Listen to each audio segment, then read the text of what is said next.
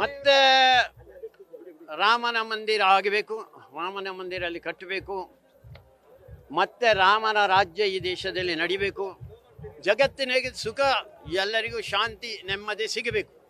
ಅದಕ್ಕೋಸ್ಕರ ಹನುಮಂತನನ್ನು ನೆನಪಿಸ್ಕೊಳ್ಳೋದು. ಅವನೇ ಭಕ್ತಿಯ ಒಂದು ರೂಪ, ಶಕ್ತಿಯ ಒಂದು ರೂಪ, ಅವನೇ ವಿವೇಚನಾಶೀಲ, ಅವನು ವಾಚಸ್ಪತಿ ಅವನು. ಅದಕ್ಕೋಸ್ಕರ ಅವನನ್ನು ನೆನೆದರೆ ಎಲ್ಲರಲ್ಲಿ ಕೂಡ ಒಳ್ಳೆ ಮಾತು ಬರುತ್ತೆ, ಒಳ್ಳೆ ಚಿಂತನೆ ಬರುತ್ತೆ.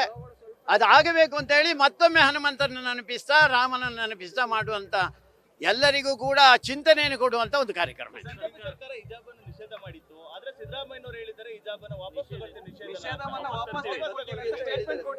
ಒಂದೊಂದ್ಸಲ ರಾಜಕೀಯದವರಿಗೆ ಹಾಗೆ ಹುಚ್ಚಿ ಹಿಡಿದು ಬಿಡುತ್ತೆ. ಯಾವುದೋ ರಾಜಕೀಯ ಇದಕ್ಕೆ ಹೇಳಿಬಿಡ್ತಾರೆ, ಹಿಜಾಬ್ ಹಿಂದೆ ಆ ಆಜ್ಞೆಯನ್ನು ಹಿಂದೆ ತಗೊಳ್ತೇವೆ ಅಂತ. ಆಜ್ಞೆ ಅಂತ ಏನು ಇರಲೇ ಇಲ್ಲ, ಅದು ಮೊದಲಿಂದ ಇದೆ. ಎಲ್ಲರೂ ಸಮವಸ್ತ್ರ ಧರಿಸಬೇಕು ಅಂತ ಹೇಳಿದಾಗ ಆ ಶಾಲೆಗೆ ಹೋಗ್ಬೇಕಾದ್ರೆ ಸಮವಸ್ತ್ರ ಧರಿಸಲೇಬೇಕು, ಹಿಜಾಬ್ ಹಾಕೊಂಡು ಹೋಗಿದಾಗೆ. ಅದು ಪ್ರತ್ಯೇಕತಾವಾದ ಅಂತ. ಪ್ರತ್ಯೇಕತಾವಾದಕ್ಕೆ ಹಿಂದೂ ಅವರು ಬೆಂಬಲ ಮಾಡಿದ್ರು, ಈಗಲೂ ಮತ್ತೆ ಬೆಂಬಲ ಮಾಡ್ತಾರೆ. ಭಾರಿ ಡೇಂಜರಸ್ ಒಂದು ಪೊಸಿಷನ್ ಅದು. ಆ ರೀತಿ ಮಾಡಿತು ಅಂತಾರೆ, ದೇಶ ವಿಭಜನೆಗೆ ಮತ್ತೆ ಬೀಜ ಬಿತ್ತುತ್ತಾರೆ ಅಂತ. ಅದಕ್ಕೋಸ್ಕರ ಯಾವುದೇ ಕಾರಣಕ್ಕೆ ಹಾಗೆ ಮಾಡಬಾರ್ದು. ಸ್ವಲ್ಪ ಅವರ ಪಕ್ಷದಲ್ಲಿ ಇರ್ಬೋದು ಅಥವಾ ಉಳಿದಂಥ ಜನಗಳು ಸ್ವಲ್ಪ ಬೊಬ್ಬೆ ಹಿಡಿದ್ರು, ಇವರು ಯೂ ಟರ್ನ್ ತಗೊಂಡ್ರು.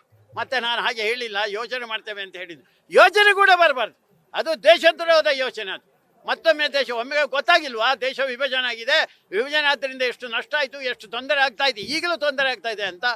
ಅಷ್ಟು ವಿವೇಚನೆ ಇಲ್ಲದ, ಅದಕ್ಕೆ ಹನುಮಂತನ ನೆನಪು ಮಾಡಲಿ ಅವರು ಅಂತ. ಆವಾಗ ವಿವೇಚನೆ ಬರುತ್ತೆ, ಏನು ಮಾಡಬೇಕು ಅಂತ ಗೊತ್ತಾಗುತ್ತೆ. ಅದಕ್ಕೋಸ್ಕರ ಯಾವುದೇ ಕಾರಣಕ್ಕೆ ಆ ಪ್ರಕ್ರಿಯೆ ಆಗಲಿಕ್ಕೆ ಸಾಧ್ಯನೇ ಇಲ್ಲ. ದೇವರ ದಯದಿಂದ ಅವರಿಗೆ ಒಂದು ಸ್ವಲ್ಪ ರಾಮ ಹನುಮಂತ ಬುದ್ಧಿ ಕೊಟ್ಟಿದ್ದಾರೆ ಅಂತ ಕಾಣುತ್ತೆ. ಯೋಚನೆ ಮಾಡ್ತೇವೆ ಅಂತ ಹೇಳಿದರೆ ಸರಿಯಾದ ಯೋಚನೆಯನ್ನು ಮಾಡಲಿ ಅವರು. ಅಲ್ಲ, ಅವರು ಮಂತ್ರಿಗಳು ಮಂತ್ರಿ ಮಂಡಲದಲ್ಲಿ ಇರಬೇಕಲ್ಲ. ಅದಕ್ಕೋಸ್ಕರ ಮಂತ್ರಿ ಮಂಡಲದಲ್ಲಿ ಇರಬೇಕು ಅಂತ ಅವ್ರು ಹೇಳ್ತಾ ಇದ್ದಾರೆ ಅಷ್ಟೇ. ಅವ್ರ ಹತ್ರ ಮತ್ತೆ ಕೇಳಿ, ದೇಶ ವಿಭಜನೆಗೆ ಇದು ನಾಂದಿ ಆಗೋಲ್ವಾ? ಇದು ಈ ರೀತಿ ಪ್ರತ್ಯೇಕತೆಯ ಬೀಜವನ್ನು ಬಿತ್ತಿದ್ರೆ ಅದು ಹೇಳಿ ಕೇಳಿ ಇಲ್ಲಿರುವಂತ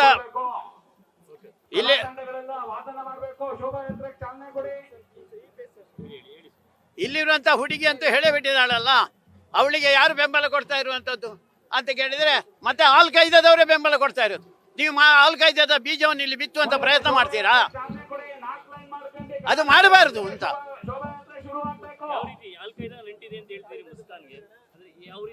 ಅಲ್ಲ, ಅವನು ಆವತ್ತು ಹೇಳಿದಲ್ಲ, ಅವಳು ಹೇಳಿದ ತಕ್ಷಣನೇ ಅವನಿಗೆ ಬೆಂಬಲ ಕೊಟ್ಟ, ಅಭಿನಂದನೆ ಸಲ್ಲಿಸಿದ.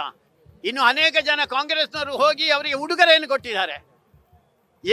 ಏನು ವಿಚಿತ್ರ ನೋಡಿ, ದೇಶದ್ರೋಹದ ಕೆಲಸಕ್ಕೆ ಕಾಂಗ್ರೆಸ್ನವರು ಮತ್ತೆ ಮತ್ತೆ ಬೀಜವನ್ನು, ಆ ಬೀಜಕ್ಕೆ ನೀರು ಹಾಕ್ತಾರೆ, ಗೊಬ್ಬರ ಹಾಕ್ತಾರೆ ಅಂತ. ಸಿಎಂ ಅವ್ರಿಗೂ ಧನ್ಯವಾದ ಸಲ್ಲಿಸಿದ್ದಾರೆ ಸರ್. ಹಿಜಾಬ್ ನಿಷೇಧವನ್ನು ವಾಪಸ್ ತೆಗೆದುಕೊಂಡಿದ್ದಕ್ಕೆ ಮುಸ್ಕಾನು, ಸಿಎಂ ಅವರು, ಡಿಸಿಎಂ, ಯುಟಿ ಖಾದರ್ ಇವರಿಗೆ ಧನ್ಯವಾದವನ್ನು ಹೇಳಿದ್ದಾರೆ. ಮತ್ತೆ ನಾಳೆಯಿಂದ ಕಾಲೇಜಿಗೆ ಹೋಗ್ತೀನಿ ಅಂತ ಕೂಡ. ಹೌದು, ಅದಕ್ಕೆ ನಾನು ಹೇಳಿದ್ದು, ಇವರೆಲ್ಲರೂ ಕೂಡ ಅಂತವರಿಗೆ ಬೆಂಬಲ ಕೊಡ್ತಾರೆ ಅಂತ. ಯಾರು ರಾಮನ ಪರವಾಗಿದ್ದಾರೆ, ಯಾರು ಹನುಮಂತನ ಪರವಾಗಿದ್ದಾರೆ, ಯಾರು ದೇಶದ ಪರವಾಗಿದ್ದಾರೆ, ಅವರನ್ನು ಕೋಮುವಾದಿ ಅಂತ ಹೇಳ್ತಾರೆ. ಯಾರು ಕೋಮುವಾದವನ್ನು ನಿಜವಾಗಿ ನಿರ್ಮಾಣ ಮಾಡ್ತಾ ಇದ್ದಾರೋ ಅಂತವರಿಗೆ ಸಹಕಾರ, ಬೆಂಬಲ, ಉಡುಗೊರೆ, ಎಲ್ಲ ರೀತಿಯ ಶ್ಲಾಘನೆ ಎಲ್ಲವನ್ನು ಮಾಡ್ತಾ ಇದ್ದಾರೆ.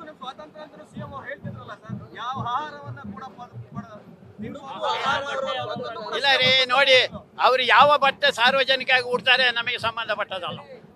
ನೀವು ಸಾರ್ವಜನಿಕವಾಗಿ ಯಾವುದನ್ನು, ಒಟ್ಟು ಅಶ್ಲೀಲ ಬೇಡ, ಒಳ್ಳೆ ರೀತಿಯಲ್ಲಿ ನೀವು ಯಾವ ಬಟ್ಟೆ ನೋಡಿದಾದ್ರೂ ನಮಗೆ ಅಡ್ಡಿಲ್ಲ.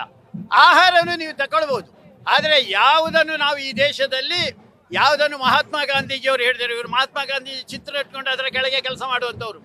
ಅವರು ಹೇಳಿದ್ರಲ್ಲ, ನನಗೆ ಕಾನೂನು ಮಾಡುವಂಥ ಅವಕಾಶ ಸಿಕ್ಕಿದ್ರೆ ಮೊದಲನೇ ಕಾನೂನೇ ಗೋ ಹತ್ಯೆ ನಿಷೇಧ ಅಂತ. ಅದಕ್ಕೋಸ್ಕರ ಗೋವನ್ನು ತಾಯಿಯಿಂದ ಪೂಜೆ ಮಾಡ್ತಾ ಇರುವಂಥ, ದೇವರಿಂದ ಪೂಜೆ ಮಾಡಿರುವಂಥ ದೇಶದಲ್ಲಿ ಗೋವನ್ನು ಯಾಕೆ ಹತ್ಯೆ ಮಾಡ್ತೀರಿ? ಬೇರೆ ಮಾಡಿ ನೀವು. ನಾವು ಪ್ರಾಣಿ ಬಲಿಗೆ ನಾವು ಒಪ್ಪಿಗೆ ಇಲ್ಲ, ಆದರೂ ನಿಮಗೆ ಮಾಡಬೇಕಾದ್ರೆ ಬೇರೆ ಮಾಂಸ ತಿನ್ನಿ. ಗೋವನ್ನು ಯಾಕೆ ತಿಂತೀರಾ? ಗೋವು ನಮಗೆ ಅಮೃತ ಸಮಾನ. ಅದು ಅದರ ಹಾಲಿರಲಿ, ಅದರ ಮೂತ್ರ ಇರಲಿ, ಅದರ ಸಗಣಿ ಇರಲಿ, ಎಲ್ಲ ಕೂಡ ಪವಿತ್ರವಾಗಿರುವಂಥದ್ದು. ಅದಕ್ಕೋಸ್ಕರ ಅದನ್ನು ಮಾಡಬೇಡಿ ಅಂತ ಮಾತ್ರ ನಮ್ಮ ಅದರ ವಿರುದ್ಧ ಹೋರಾಟ ಇದೆ. ಅದರ ವಿರುದ್ಧ ಆ ಸಂದರ್ಭದಲ್ಲಿ ಏನು ಯೋಚನೆ ಮಾಡ್ತೇವೆ ನಾವು, ಅದರ ವಿರುದ್ಧ ಅಂತ ಹೋರಾಟ ಇದೆ. ನ್ಯೂಸ್ ಫಸ್ಟ್, ನಿರ್ಭೀತಿಯಿಂದ ನಿಮ್ಮ ಪರವಾಗಿ.